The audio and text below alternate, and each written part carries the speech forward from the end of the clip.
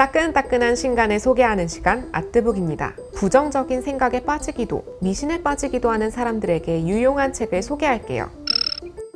타주, 타로, 점성술, 별자리, 관상, 손금, 신점, 풍수지리, MBTI 믿습니까? 믿습니다는 사람들이 믿는 모든 것들을 다루고 있어요. 미신인 걸 알면서도 어쩐지 믿게 되는 말들 하나씩은 있지 않나요? 여러분은 뭘 믿고 계신가요? 문지방을 밟으면 복이 나간다? 이름을 빨간색으로 쓰면 안 된다? 하지만 중국에서는 빨간색을 행운의 색이라고 여겨서 이름을 일부러 빨간색으로 쓰기도 한대요. 접시가 깨지는 건 불길하다고 하죠. 러시아에서는 건배를 한 후 일부러 잔을 깨뜨리는데 행운을 빌고 애군을 쫓아내는 의식이에요. 이런 작은 미신뿐만 아니라 사회에 큰 영향을 끼치는 믿음도 있죠. 선거철마다 올라오는 가짜뉴스가 대표적이에요. 2016년 미국 대선에서는 힐러리 후보가 IS에 무기를 팔았다느니 FBI 요원을 암살했다느니 하는 소문이 돌았어요. 그중 가장 어처구니 없는 것은 피자게이트였죠. 피자게이트는 한 피자가게 지하실에서 아동을 납치해 성착취를 하고 있고 힐러리가 연관이 있다는 음모론이었어요.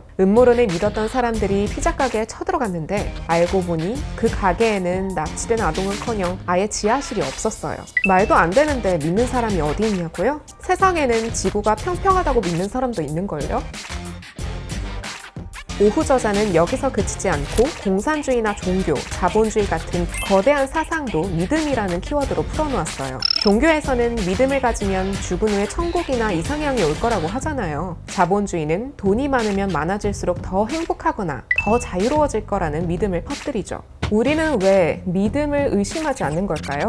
의심하는데 모르는 척 하는 걸까요? 알고 보면 비과학적인 미신이나 가짜뉴스를 믿는 데는 다 이유가 있다고 합니다. 불확실한 상황을 일단 믿어버리면 우리는 미래를 어느 정도 통제할 수 있다는 느낌을 받거든요. 뭘 해야 할지 선택지가 너무 많아진 세상에서 믿음은 불확실한 것들을 확실하게 만들어줍니다. 믿습니까? 믿습니다는 이처럼 다양한 지식을 깨어놓아 한 번에 읽을 수 있게 만들었어요. 미신이나 믿음에 관해 더 많은 내용이 궁금하다면 왜 사람들은 이상한 것을 믿는가를 읽어보세요. 이상한 믿음들이 생겨난 이유를 과학적으로 설명해주거든요. 단순히 미신을 나열하지 않고 이런 믿음들에 대항하는 과학적 방법론도 제시하고 있어요. 말도 안 되는 믿음을 가진 사람들을 만난다면 이 책을 쥐어주는 것도 방법이겠네요. 코로나19, 잔혹한 범죄, 정치적 갈등, 테러와 비극. 뉴스를 보면 금방이라도 세상이 망할 것 같아요. 왜 우리는 부정적인 면을 실제보다 더 심각하게 받아들이는 걸까요? 이런 현상을 심리학에서는 부정성 편향이라고 말하는데요. 실생활에서 일어나는 예시와 극복 방법을 부정성 편향으로 설명해 드릴게요. 인간은 바깥에서 일어나는 일은 부정적으로 보는 반면 자신의 능력과 운명은 실제보다 긍정적으로 보는 낙관성 편향을 보여요. 복불복 게임에서 상대방과 패를 바꾸고 싶어지는 것도 내가 가진 게 나쁠 거라고 생각하는 부정성 편향 때문이에요. 확률은 바꾸든 말든 똑같은데도 말이에요. 길을 가다 불운의 상징인 까마귀를 만나고 나서 나쁜 일이 한 번 일어나면 어떨까요? 까마귀 때문에 나쁜 하루가 되었다고 기억할 거예요. 이것도 부정성을 더 크게 본 탓이죠. 한편 우리가 계획을 세우고 기간 안에 끝내지 못해 괴로워하는 건 낙관성 편향 때문이에요. 낙관과 비관의 비대칭 때문에 우리는 이성적인 사고를 하지 못하고 똑같은 실수를 반복합니다.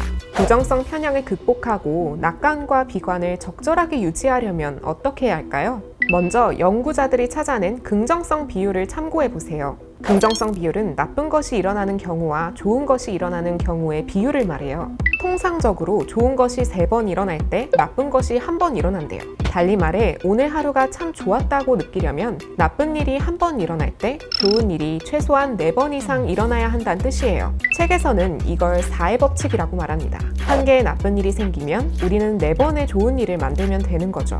이건 특히 사람 사이의 관계를 회복할 때 중요해요. 한 번 말실수를 했다면 4번 좋은 말과 행동을 보여야 해요.